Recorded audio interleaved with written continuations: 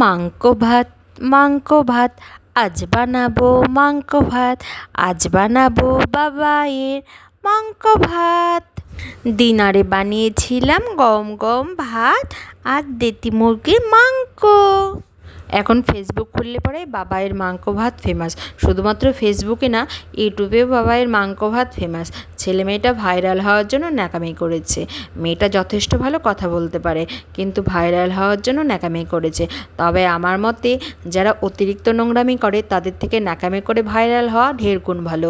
হ্যাঁ, মেয়েটা সবাইকে বোকা বানিয়েছে, সে যথেষ্ট ভালোভাবে কথা বলতে পারে, কিন্তু ন্যাকামি করেছে। তো আজ রাতে বানিয়েছিলাম দেশি মুরগির মাংস আর গরম গরম ভাত। খুব তেল মশলা কম দিয়ে বানিয়েছিলাম, অতিরিক্ত কম তেল মশলায় দেখতেই পাচ্ছ। এটা কোনো পেশেন্টকেও দেওয়া যেতে পারে, তবে শুধু লাল লঙ্কার গুঁড়োর বদলে কাঁচা লঙ্কা, কিংবা কোনো বাচ্চা যদি ঝাল না খেতে পারে লঙ্কা ছাড়া রান্নাটা করলেও হবে।